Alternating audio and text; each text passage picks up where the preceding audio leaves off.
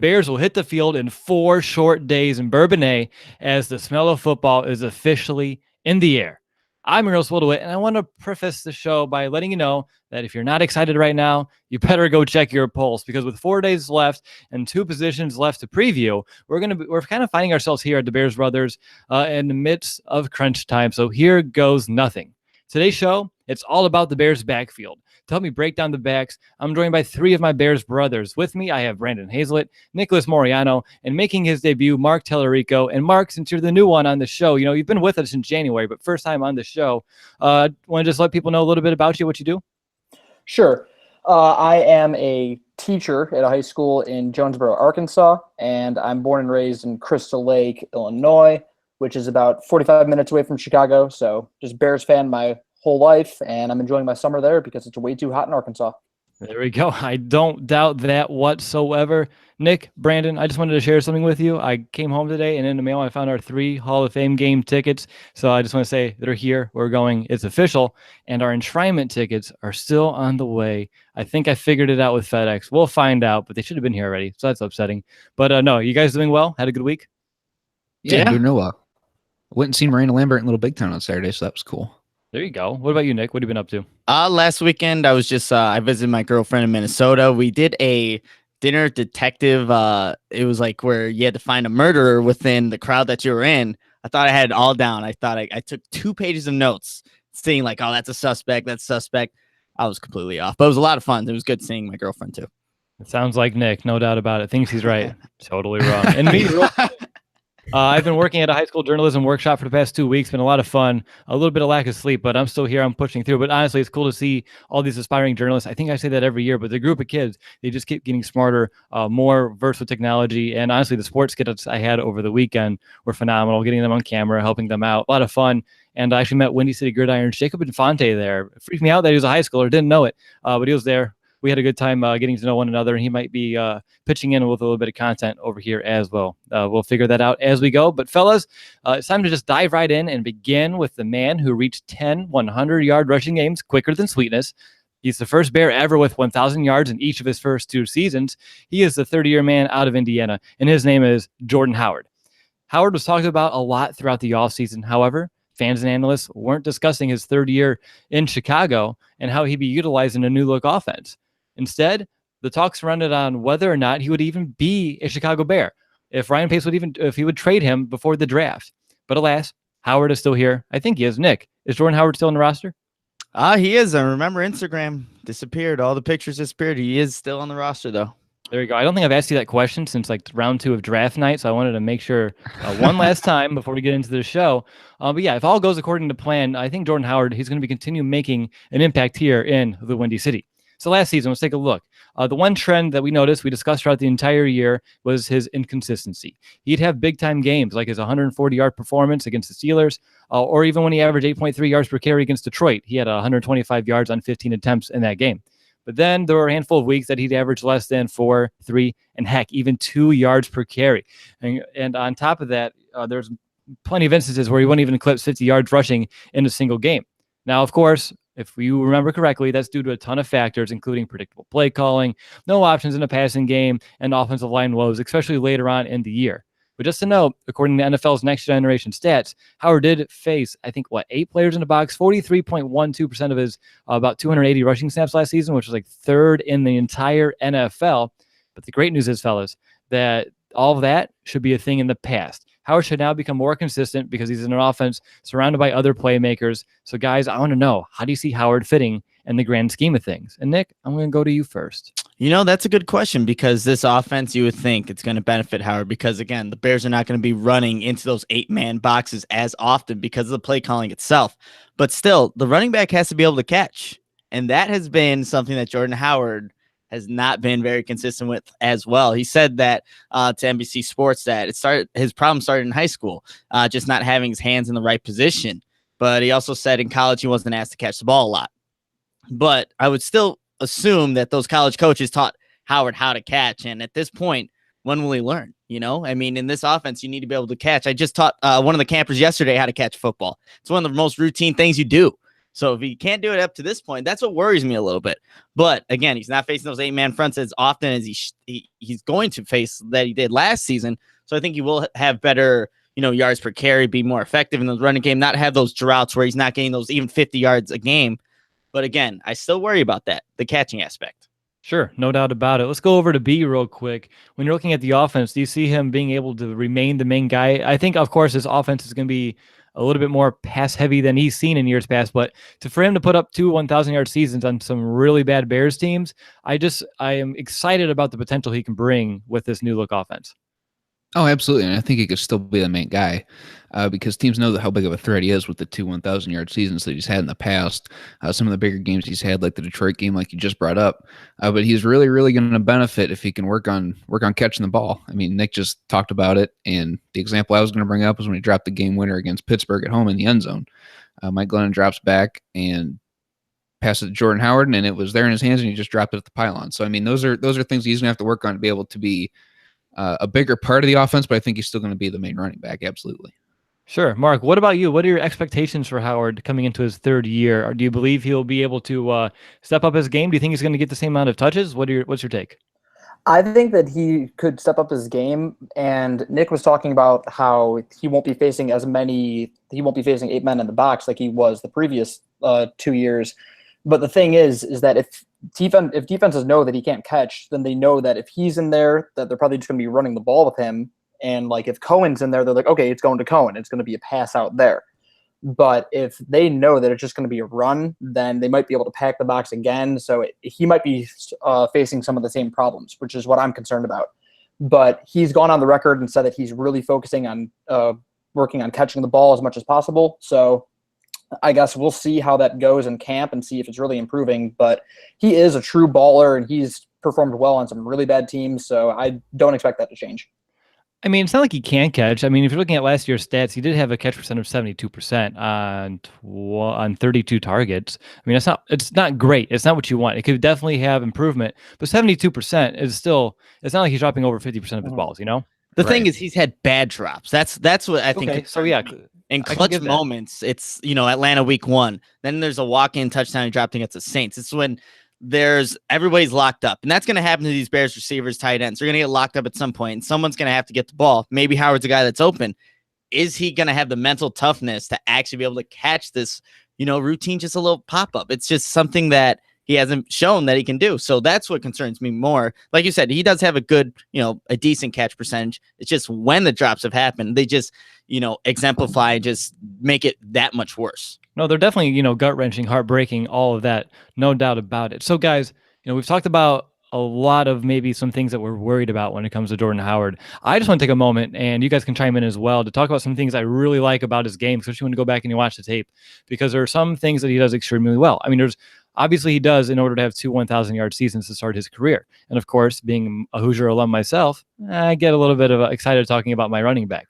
But within the Bears zone scheme, which shouldn't change all too much compared to what we've seen, they're still going to be doing some zone blocking, something he's very good at because he excels here because he has excellent vision. He has the extreme patience, and something that I don't think a lot of people talk about is his anticipation. He knows where the hole's going to go based off how the defense line is lining up in front of him and the linebackers and how they attack, and he's able to find the exact crease that he needs to hit in order to hit that that big play. He's not going to be the home run hitter, as we know he doesn't have all of the gas in the tank. He's going to run out after he hits like that 40-yard mark. He doesn't need to be. I mean, I'll take a 40-yard run with a slower running back than a faster running back who's impatient in the backfield and gets tackled in the backfield because he doesn't have proper vision. That's what I like about Jordan Howard. He's not going to maybe get the 60, 70, 80-yard touchdown run, but he's going to bust those big games, those 20-plus yard runs, change field position, get the momentum on the Bears side, wear down a defense, and with less 8-man fronts, I think he's going to be able to do that even on a more consistent basis, and that's going to make defenses really on their toes. Like, what do? Do you want to stop Howard? Do you want to go, watch out deep with all the Bears receivers that we talked about last week? The tight ends is, again, we've talked about it each week, and I think it's been building upon itself that the Bears offense has a ton of untapped potential. And I think come training camp, how they're going to be utilized, even these running backs. Howard, I want to see just how Nagy is using them, because I think it's going to pay dividends if you can find a way to do it correctly, especially with Howard. But what about you guys? What are some things that you really like about Jordan Howard? Anyone? You said Yeah, a lot of good things. I'm going to cut you off there, Brandon. Sorry. But just one thing to add on to that is his toughness. Remember, early on in the season, he was battling a shoulder injury. And, even it was in that Pittsburgh game. I think he had to literally spin to not have that one shoulder hurt, but he still ended up having the game-winning touchdown in that game. So just the toughness that he plays with each and every week, despite, again, knowing that he's going to go against these stacked boxes, he's going to have to try and run the ball effectively. And at times he did, at times he didn't. But the toughness that he displays each and every week is another strength of Jordan Howard. What about you, B? I was going to say, he's powerful and he's really strong. He only had one fumble last year, so he's not going to have the breakaway speed that we kind of wish that he had, because there were times where he's in the open field, like, I'll just break away, but he just can't do it because he doesn't have the speed. But he's strong and he's powerful. He will run guys over, and he only had one fumble. So I think that speaks for itself as well as far as reliability goes. Mark, anything further to add? Anything you think we missed? I think that while he is inconsistent, he's reliable in a way. In the fact that he even though he was injured and he had that shoulder injury, he still went out there and played. And if the Bears need him to carry the ball 10 times, he can do that and he'll do fine. Or if they need him to carry it 35 times, he can do that too. And he'll bounce back and he'll be ready to go the next week. And I think that with the new offense, he's going to be asked. I don't think his load will be as heavy necessarily, which I think could benefit him. Yeah, exactly. He's someone who he can hit the big home run play. Well, not home run, but he can turn out those big gains. He can, of course, if he gets more carries, he kind of gets a rhythm. Most running backs do that, but he can obviously still make an impact if his workload is a little bit less. I just want to cap off his strengths by, of course, his lower body. He's always turning the feet. He's always falling forward. He's always fighting for extra yards. And I think if he can continue to do that and show this new coaching staff that he's out there and he's going to, with that effort, he's always going to be vying to make, go for that extra inch because it's a game of inches. I think it's going to pay dividends to earning the respect. And if he can do that, then perhaps his workload won't be diminished as much as maybe some would anticipate. So yes, new offense, new playmakers, a talented offensive line if healthy. So again, Howard should be in for a decent season, but guys, just how well, what should we expect? How can he prove himself in this new offense? What would make this season a successful year for Jordan Howard? Someone who has set the bar ridiculously high for coming out of fifth round, no doubt about that. Let's go right back to Mark, though. What would make this season one that Jordan Howard would look back and say that was a good year? I think if he could silence his critics about the catching, if he can make sure that he makes those big catches that Nick was talking about, if he can, if he's coming out of the backfield and he needs to make a catch for 8 yards or whatever, if the Bears can rely on him for that, because in the past, while he has a decent percentage catching wise, he needs to be able to prove that he can be that guy that they need to go to on a 3rd and 7 or something like that. And I think if he does that, just an eye test kind of thing, not necessarily stat wise, then I think that would be a successful year for him. All right. You did eye test, Nick. I want you to do stat wise. Oh, stat wise. That's let me go see what he got. So he had 1,000. Okay. I would say if he can get the 1,000 marks rushing, that's great. But I want to see those reception numbers.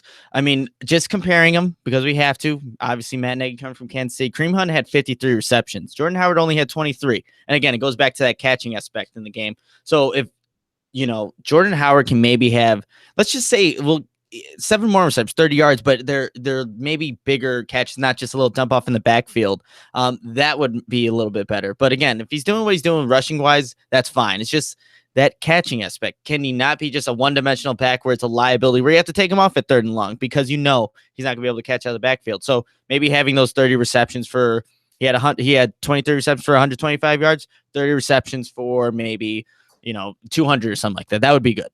There you go. Hey, Purdue Pete, can you talk up this Hoosier running back for me? Yeah, because I think Nick's wrong statistically. I don't think that he reaches 1,000 yards. I don't think he has to have 1,000 yards to make it a successful season. I would say more than 850 yards because I think with more targets that we've talked about so far, we talked about his workload, is going to sort of be decreased and he's not going to be necessarily relied on to have as many rushing yards with a more pass-heavy scheme. So I'm going to put his success category statistically at touchdowns. He had 9 last season. I think if he breaks 10, statistically, that's going to be a very, very solid, successful season for Jordan Howard. Yeah, I would like to see double-digit touchdowns for Jordan Howard on the ground. I think that one would definitely help this offense because it doesn't all need to be through the passing game. I'm going to counter that, though. I do think we want to see 1,000 yards out of Jordan Howard. I'm not saying I didn't want to see it. I know, but I'm saying I think to make it a successful year, that's what we want to see out of him. He's shown he can do it on much worse teams, on much worse offenses. And even if the Bears are passing a little bit more, I think we all hope they're scoring more points, and the defense should be able to, hold these teams like they did a year ago. So we should be running in the second half of ball games. That's what I'm hoping for. And if we are, then we should be able to have a worn out defense, Jordan Howard taking care of business, chewing down the clock. And that's why I think he should still have 1,000 yards, hopefully this season, to make it one that is a season that would be one that's considered a success. Guys, any final thoughts on Jordan Howard? I will say this. I think if just going on the point of 1,000 yards, I think if Jordan Howard doesn't get 1,000 yards, I think that brings up those questions, those rumors again. Do we really need Jordan Howard, or could we possibly get somebody who's more of a pass catcher that can also get maybe 800, 900 yards, not having that 1,000-yard rusher? Because again, he'll have 1 year left on his contract after 2018. He's going to be looking for a new one. And then he's also being labeled as a traditional one-dimensional back who could just run and is not able to pass catch. I think that 1,000 yard is actually kind of crucial for Jordan Howard to prove his worth on this offense, because if he can't catch the ball, it's really, I think, maybe dimming down what this offense could potentially do at its peak. Okay, sorry, B, I saw you unmuted, so I thought you had a point to make here. No, I mean, he's not wrong. I think that it's crucial, but I don't think it's necessarily a standard that he has to meet. I mean, he set the bar high, like Will said, but I don't think he has to meet it to show his worth on this offense. I think he's just going to be another weapon that we've added on top of Allen Robinson, Trey Burton, on top of the guys we already have, like Adam Shaheen and Tarik Cohen. So I don't necessarily know that he has to reach that, because the load's going to be a little more divided. Yeah, we'll see. Again, you don't want to be one-dimensional one way or another. I think we should strive for a balanced attack, and Jordan Howard's success is going to be a huge factor if the Bears can't actually have one this season. All right, guys, we're going to take a quick time out, because coming up next, we're going to talk about the human joystick entering his sophomore season. But first, I got to tell you a little bit about our show sponsor, SeatGeek. Buying tickets can be complicated and confusing, but there is a better way to buy with SeatGeek. SeatGeek is the smartest, easiest way to get tickets to every type of live event.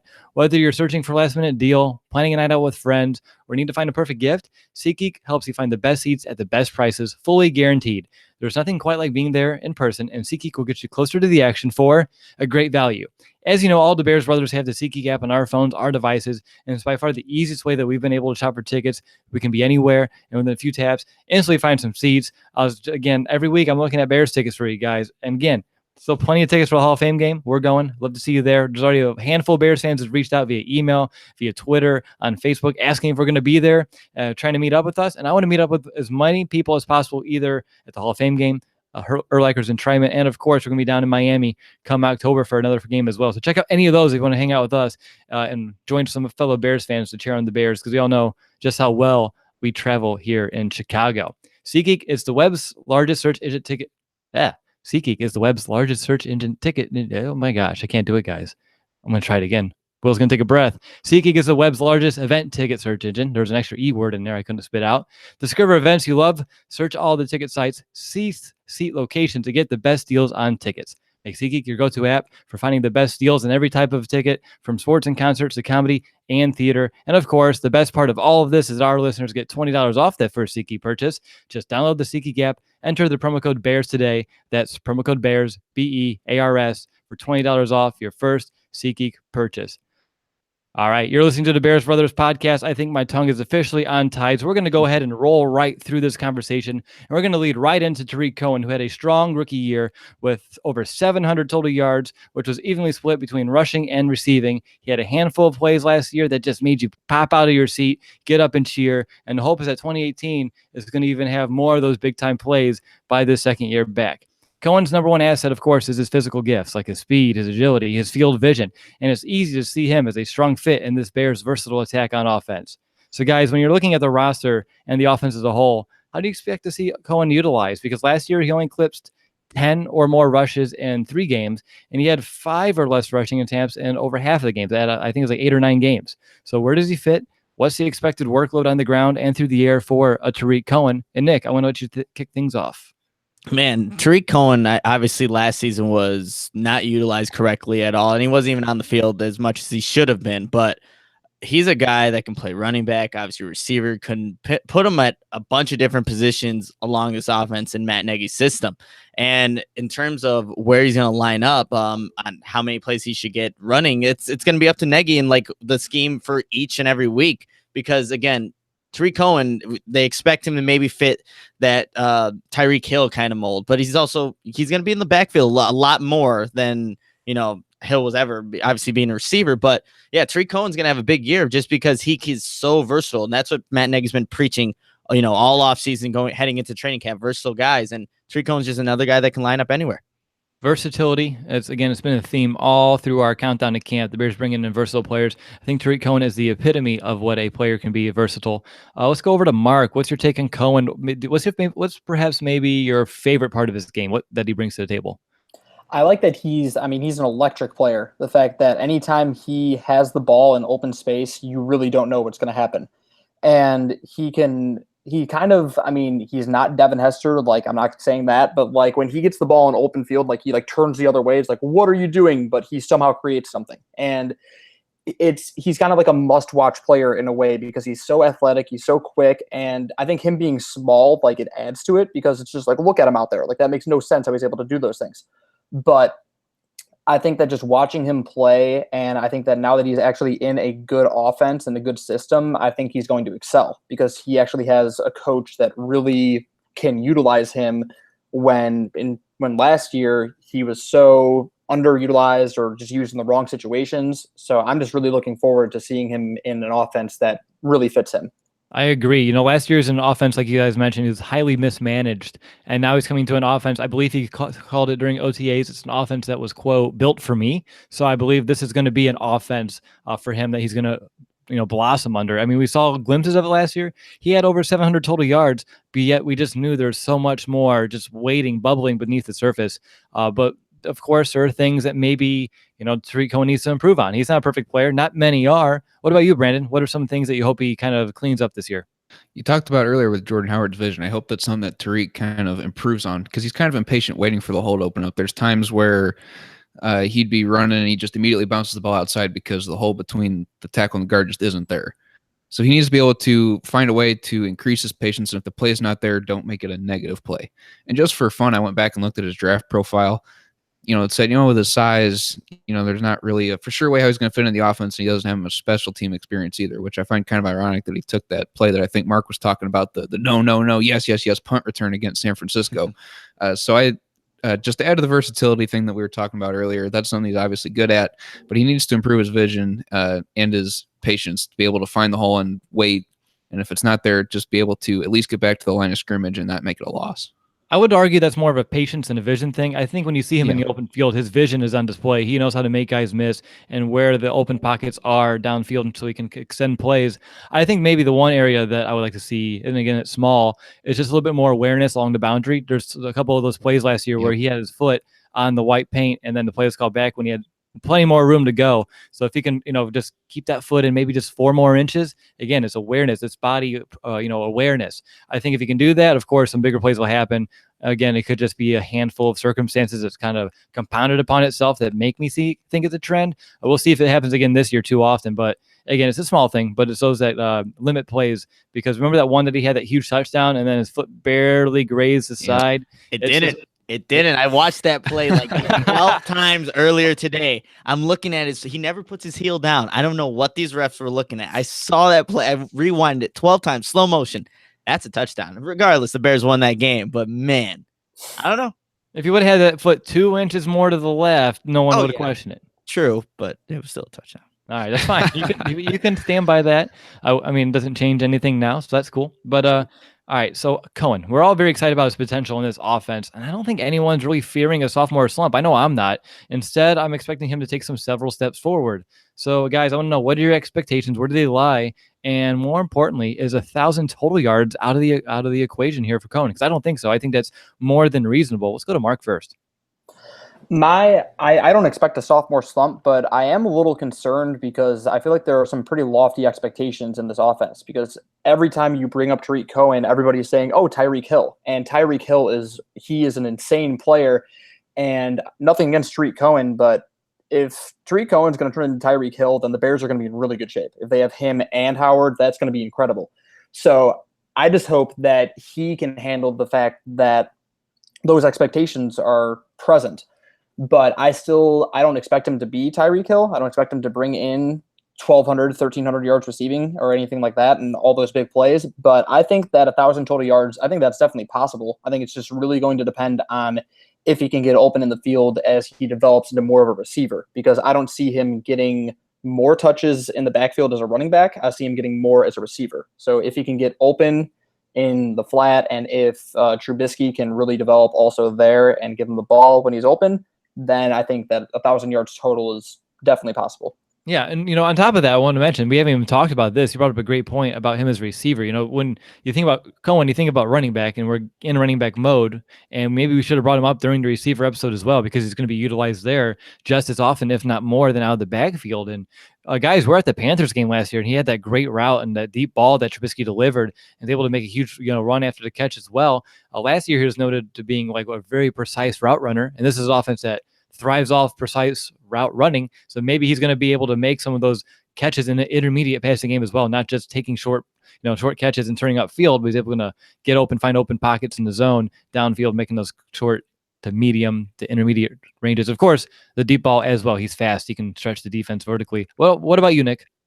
I mean, expectations for Tarik Cohen, again, just to be a more polished route runner, because I think that's where he is going to be utilized more often than even a running back. I mean, obviously that is what his position, but Tarik Cohen is a hybrid of both of those. And with Matt Nagy now calling the plays, he's actually going to put Tarik Cohen on the field and put him in the best positions. And Jordan Howard, yeah, exactly. To that, but Jordan Howard and Tarik Cohen can coincide, on the field at the same time. That's just something that, again, Dow Longins did not figure out last season. Then that is going to benefit the Bears, not knowing what each one is going to do. If one's going to run a route, one's actually going to, stay in block. But Tarik Cohen, he's going to be, like I've said, he's going to be everywhere. And when we go to training camp, that's going to be fun to watch, just to see where's Tarik Cohen at on the field. Yeah, I know. I can't believe camp's only 4 days away. I'm going to see Brandon in 3. Nick, I'll see you in 4. It's going to be a lot of fun being back there in Bourbonnais. Getting me excited just talking about it. But what about you, B? Expectations, where do they lie? I've got high expectations for him. I don't think it's going to be a sophomore slump, but 1,000 yards total I think is definitely possible as well. But I think we do see him more as a running back than I think we're going to, if that made any sense. Because Nagy said that he's a running back first, and that's primarily what he's going to do. So I have him at a more balanced attack, rushing yards and receiving yards. Even though we've talked about his great route running skills, his good hands, his good speed, I think that he's going to have to be able to run the ball as well, so he's respected in all areas of his game in order for him to get the most out of himself. I can see that. Bring a more balanced diet in terms of what Tarik Cohen brings, no doubt. All right, guys, we still have 3 more running backs to go, but before we do, I just want to let fans know you're more than welcome to review our show on iTunes or Apple Podcasts.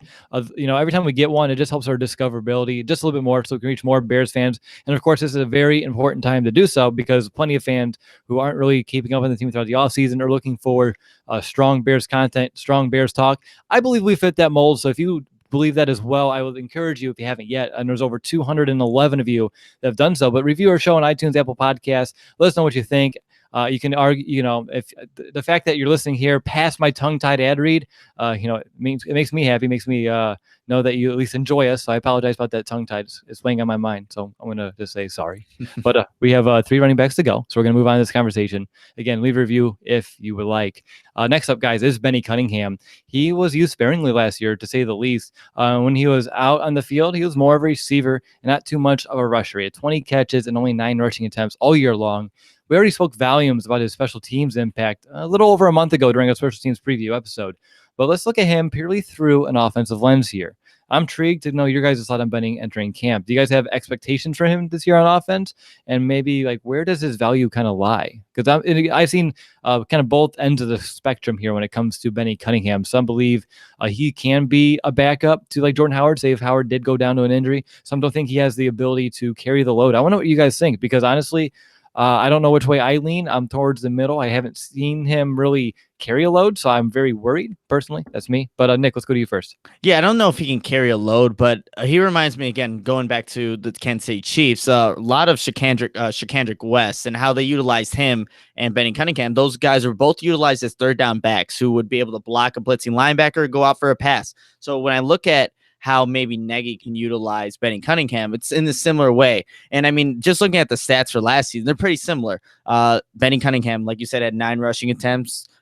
West had 18, double that. But in terms of receptions, Benny Cunningham had 20. Kendrick West had 27. So they're utilized very similarly, also played on that third down. But I think this season, you can see a little bit more of Benny Cunningham. I think he does have the skill set to, regardless if he has to run the ball or he has to go for a catch, he's capable of doing that, but you don't want to see him be the primary guy. That's not what you want to see as a Bears fan or the Bears moving forward. But Benny Cunningham, again, he played primarily last season on third down. Like you said, was mainly a pass catcher in those third and long opportunities. But I think he'll have a little bit more of a tiny bit more of a workload, now in Nagy's system. Yeah, again, it's just all the touches, how they're going to get divided. It's it's going to be tough sledding with all these new players. B, over to you. What are your thoughts about who I've dubbed, Chicago's second favorite Benny? Nice. I didn't know you dubbed him that, but that's kind of funny. I mean, he struggled last year, and I think we kind of have a skewed vision of him because he was mostly a third down guy on screens when it was 3rd and 12. Benny Cunningham's out there on the field. It's going to be a screen. But when I joined the LA Rams podcast earlier this offseason, they said he's probably one of the more underrated guys in the league as far as special teams and his ability as a running back. I don't think he's necessarily shoulder load like we were talking about earlier, and it's definitely been a couple seasons. He hasn't reached 25 carries in his last 2 seasons, respectively. So I don't really know that he's going to be able to carry a load, but he's definitely going to be a guy that can give Jordan Howard a break in the backfield before they reach a red zone. Because he's got the ability, like we said, to be a pass catcher, or he can run the ball. He's a strong, tough guy. He's 5'10", 218 pounds. So I mean, he's got the bulk and the ability to do it. I'm just kind of curious to know where exactly he's going to fit into this whole scheme, because there's just a lot of question marks as far as where he can fit. He can do it, just where and when is what I really question. Sure. What about you, Mark? Anything about Benny that we should probably mention that we may have not yet? I just think that I think that Nagy is a really good coach, and I think that in that system that there's going to be better opportunities for him to show that he's more than just a special teams back.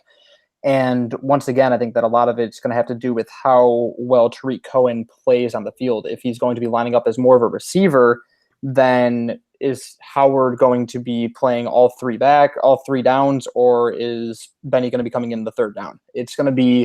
It'll be interesting to see, but I expect him to get more carries and more opportunities in this offense compared to the last year.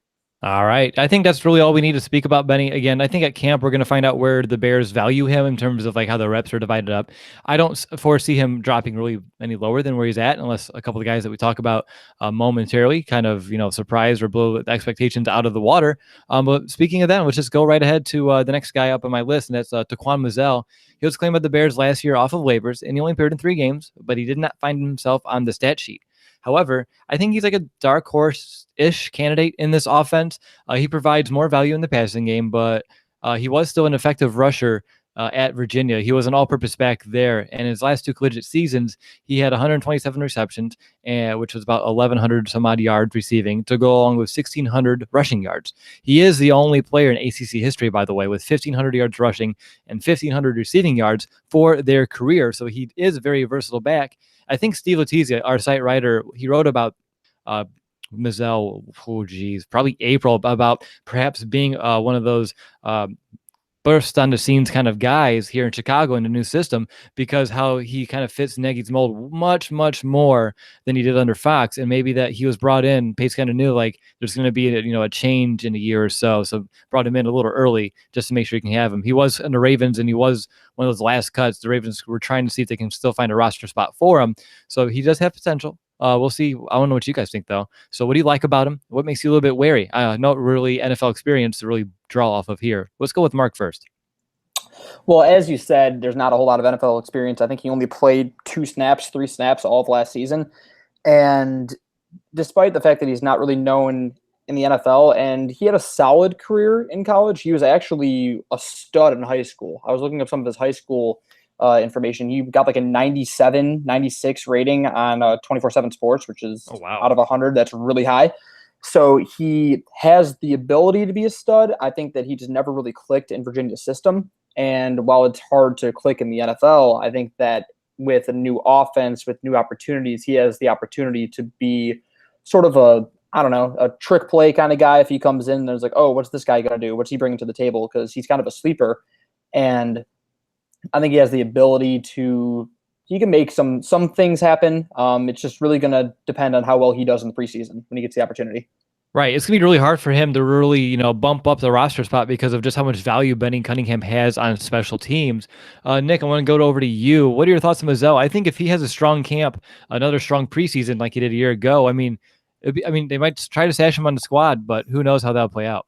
That'll be interesting. I don't know if they do that. He's a change of pace back. His value is in the passing game. He's one of those guys, again, with Nagy's system, you want to be your backs to be able to catch the ball. And he could do that. So if he does make the team, has a good training camp, shows in the preseason, ends up making the final 53-man roster, it'll be because of that pass catching ability. And he actually told the Chicago Sun-Times last September, just looking back, he said he wants to separate himself from other running backs with his pass catching. He also mentioned that he was versatile. So, I mean, obviously that's what we've already talked about earlier in the podcast, but that's the only way I kind of see him making this roster. And again, there's three solidified starters. So it's going to be tough to get that fourth running back to actually make the 53, or maybe he's another practice squad guy, but I don't know. I don't know about Mazzell. Okay. Nick's unsure. Mark brought some good, insight about his ability in high school, and maybe it's taken a while to kind of click. Brandon, where are you at? Just in case you guys didn't know, he's really good at catching the ball. He set the ACC running back record for reception yards in 2015, so I thought that was kind of interesting. It's also interesting he's got the nickname Smoke. I didn't know that until this afternoon. But I think he needs to bulk up more to be able to have a bigger impact, because he can go be a Tarik Cohen type hybrid, go play receiver, line up in the backfield, but he only weighs 170 pounds at 5'10". Benny Cunningham's the same height, and he weighs 218 pounds. So I think he needs to bulk up to be able to be more effective or bring more effectiveness to the running game itself, where I think he's going to be asked to play more. So where he fits, I think he's at the outside looking in, to be 100% honest. All right. Let's move on. Let's talk about the last running back, H-back. We'll see what he's found out, and we'll talk about fullbacks in a moment. Actually, I'm going to just go impromptu here. I'm going to lump them all together because right before doing the show, I was doing some, research, some tape, and some thoughts were formulating in my head. So let's start with Ryan Nall. All right. He was one of the Bears undrafted free agents this season out of Oregon State. He, again, another player who brings versatility to the table. He can maybe earn himself an interesting role in this team. Again, hold me out. This is interesting because look at Michael Burton. He played 179 offensive snaps for the Bears last year. He doesn't do anything to really make him super worthy besides blocking, and he's not the best fullback in the NFL. But then Nall, he can be similarly as effective as a blocker, but he has experience at fullback. And again, Burton, he's not a threat in the air. He's not a threat on the ground. But Nall can provide value there. So he can be like that wild card. He's a fullback, but he might not be out there to block. Maybe the Bears are going to throw it to him in a flat. Just someone else who maybe can be another chess piece out there, because he brings a little bit more than Burton, and I don't think his blocking is going to be much less. So that's where I'm interested if the Bears would do that. But before I get there, Nick, I'll go to you first. Do you think the Bears have room for a fullback on this roster? I looked at the Kansas City roster to see if they had one, and they did, but they only had a 3 total. So the fullback was included, and I'm forgetting the guy's name, Anthony Sherman. So they did have a fullback on that roster, but that's a question to the Bears. They have 3 guys that are making it. And now do you add in that Ryan Nall, that Michael Burton as that last guy possibly? But if Nagy thinks that I think that's why Nall is interesting. I think like you were pointing to it. He can be that fullback. He is able to catch the ball, but he played running back. He is a running back by, his primary position. So he has that versatility there. So just a pure fullback, I don't think makes the roster, but a versatile guy like Ryan, I think does. See, I'm looking at Ryan as like what I'm going to call a new age fullback, because that position's been fading out. But this might be a way to make a comeback. It's almost like a smaller tight end in a way who can block out of the backfield. So again, maybe someone like Peyton Hillis, is that his name? That guy who's like, almost like a fullback, was able to like destroy people on the ground for 1 year in Cleveland, and then he fell off the face of the earth. Madden cover, Madden curse, and he was out of there. Yep. Yeah, I mean that's what I was thinking about. Again, it's just an idea, but. Again, Burton would only provide one thing, where Nall can provide maybe a trio of things. Maybe he won't do the blocking as well. But again, I don't know how this Bears system is going to play out until we get there. Fullback in general seems a little So we'll see how it all plays out. But I don't see them maybe, say, cutting Cunningham and keeping a fullback. So I would see if they do a fullback, you're keeping 4, which again, when you're playing the numbers game, that still gets kind of hairy, kind of dicey because of all the other talent on this. Well, I'm really both sides of the ball, but primarily in the Bears offense right now in terms of the targets and, of course, the playmakers. But what about you, Mark? Just talking about all fullbacks in general. Ryan, what's your thoughts? Well, as you were talking about how Ryan kind of brings up some sort of like new tight end kind of thing, he was actually recruited as a tight end out of high school. And as his first year in Oregon State, he was supposed to be a tight end, but they saw that he brought a lot to the table, so they put him at running back. So he never really excelled, but he is an all-around solid player. You need him to block, he can do that. You need him to catch a ball, he can do that. You need him to run the ball here, he can do that too. So he brings a lot to the table. He doesn't really excel in one area, but I feel like that can be valuable as a fullback because it's more than just blocking. He could also catch short little routes on the goal line, something like that. So I think that he is a long shot to make the roster, but if he does, he would take the spot of the fullback from Burton, I would expect. See, here's my thing. Okay, so the Bears, they're going to have a ton of multiple wide receiver sets, multiple tight end sets. You bring Burton and Howard out there. I think the defense is going to key on what you're trying to do. But if you have someone like Nall who could run a wheel route and get open and makes a little bit of damage, then you make them think, double guess themselves, and that might just be all you need in order to do. Even if you call 2 plays in a huddle, 1 run, 1 pass, depending what the defense does, change it up. Again, maybe this is like the new age fullback, a way to kind of like ensure that the position doesn't go extinct, like the trends have kind of indicated that it might. Let's go over to B. I haven't got to here yet. What are your thoughts on this whole entire situation? If you'll remember back to the tight end show, we had the same discussion about Trey Burton, how he's versatile and he could line up at tight end or at fullback if need be and be that surprise guy like we're talking about with Null. So for that reason, I don't think that Null makes it, and I don't think Michael Burton makes it either, because I think even if they want to have a guy that's going to purely be on there to block, I kept Ben Braunecker on the team as my 5th tight end. He could line up and do that as well. Or if they want to put Deion Sims back there, he could be a blocking tight end as well in given certain situations. So for that reason, I think that there's other options that they could use, either a Trey Burton or whoever, to be that fullback that we're kind of looking at. Nick?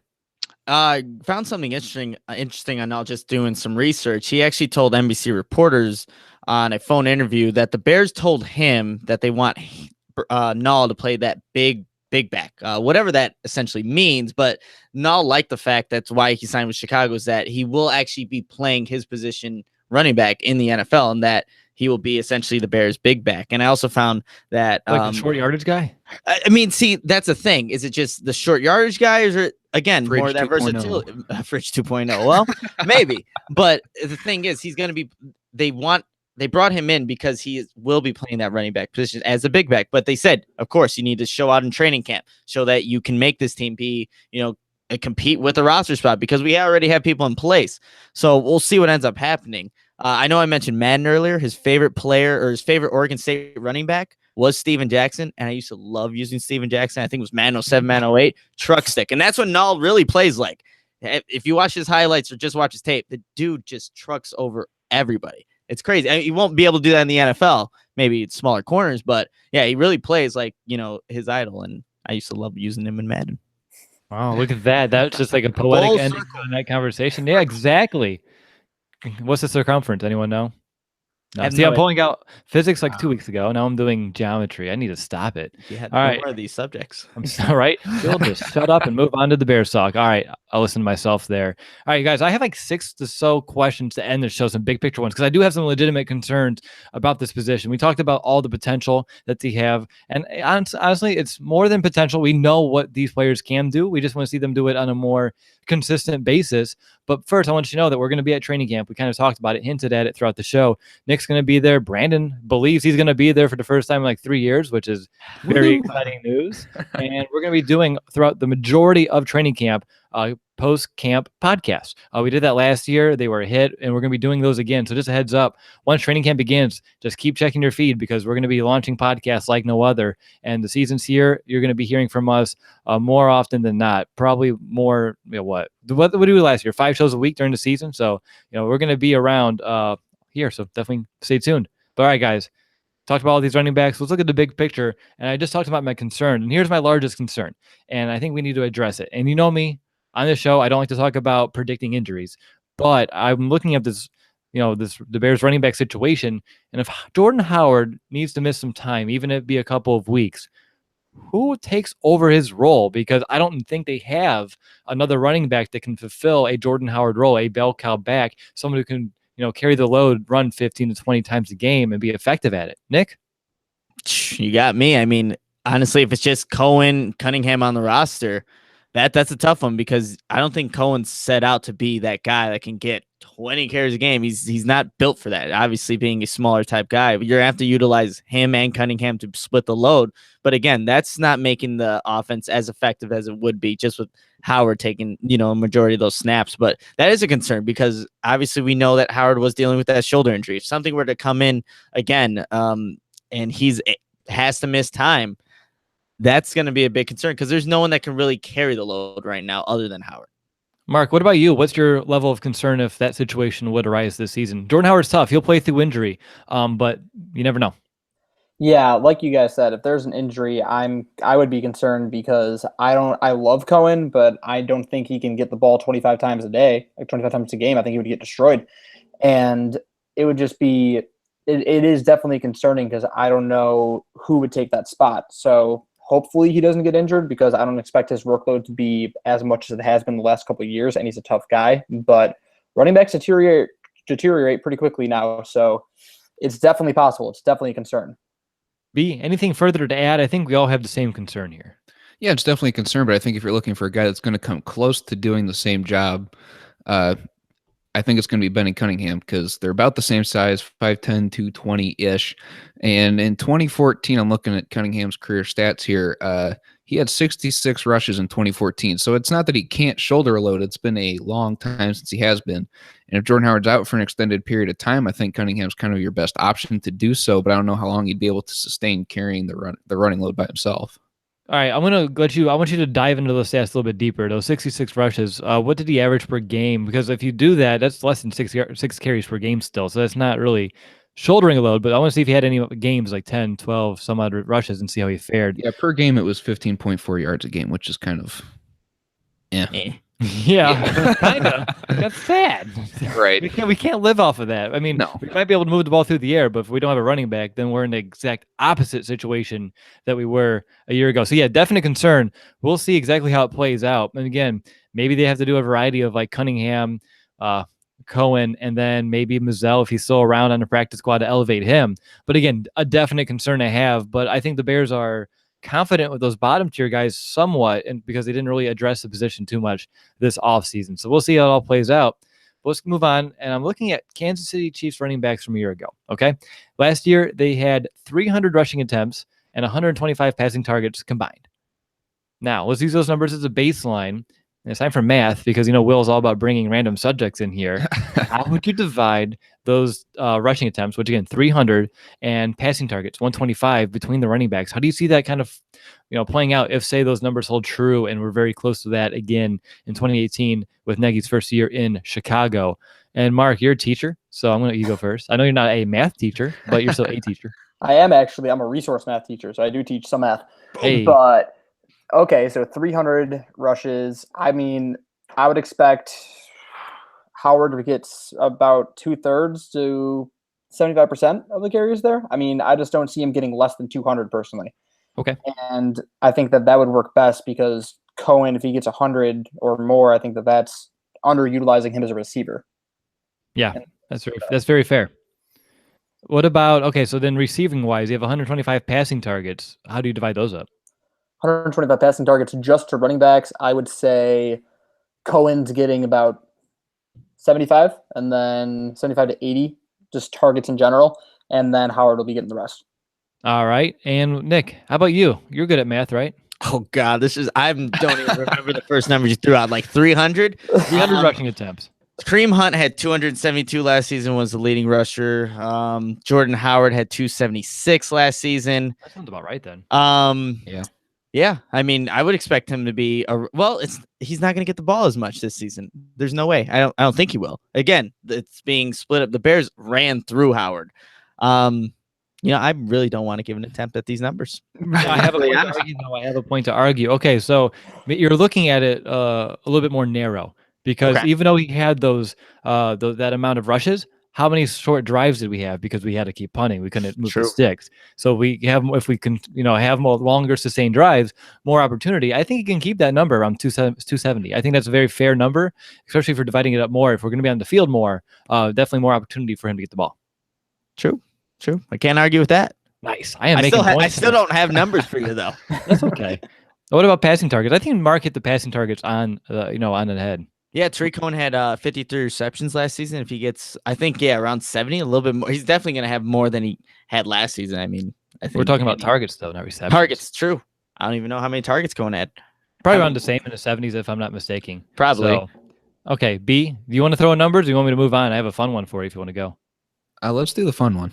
Cool. Everyone's going to have it. So you're on a spot, and I don't think you wanted to volunteer. So this is very exciting. Uh-oh.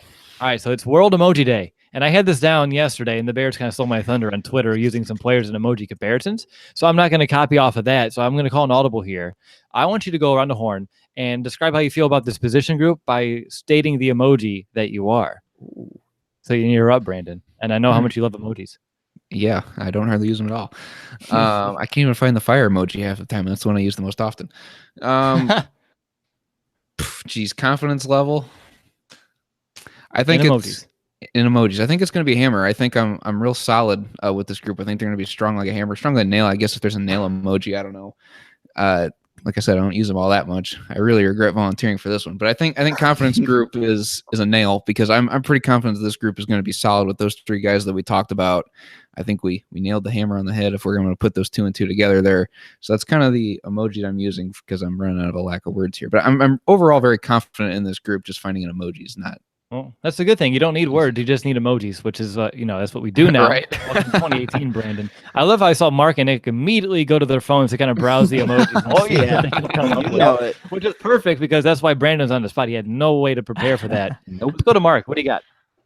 I'm gonna use like the little money bag emoji because I feel like this running back crew, they're very diverse and that they can bring a lot of things to the table, and it's valuable like money. So I would just use a money bag to kind of, I don't know. That's just the first thing I saw, and I thought that would make sense. All right, that works for me. That's all I need. Gut feelings. That's what we're here for. What about you, Nick? Throw an emoji at me. I have the one where it's like they're thinking. They're thinking. They have their hand right on the chin. They're looking up. Because I'm still wondering how Jordan Howard is going to be able to, be able to catch the ball in this offense. So I'm not as confident as I was in the other positions. I really want to see what time he puts in, what he's doing on the sidelines at training camp to get him to be a better pass catcher. Because I think this offense plays at its full potential when you have a running back that is not just a one-dimensional guy. So that's why I'm thinking about it. So if Howard is not able to do that, then there's question marks as, can we maybe replace him? Can we get a guy that can be a good runner and a good catcher? Or not even as good of a runner, but he just makes up for it in his pass catching. And that's what, again, Nagy likes to use with his running back. So that's what I'm thinking about right now. It's that thinking emoji. And I think that fits perfectly right now.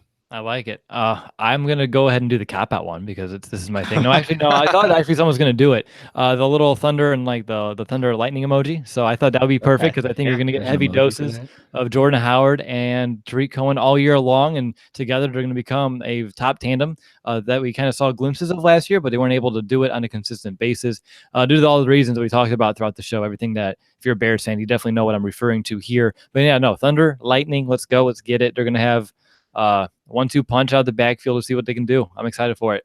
All right, guys. Bold prediction for the backfield. I'm excited to see what you guys come up with. Let's go to Mark. Let's go with 2 players. I see Howard and Cohen both getting over 1,000 total yards. All right, I like that. Again, that would go perfectly with my emoji, so I'm definitely going to get behind that bold prediction. Let's go to Nick. I think Tarik Cohen's going to be a Pro Bowler this season. Just everything you do, running the ball, receiving, and also as a punt returner.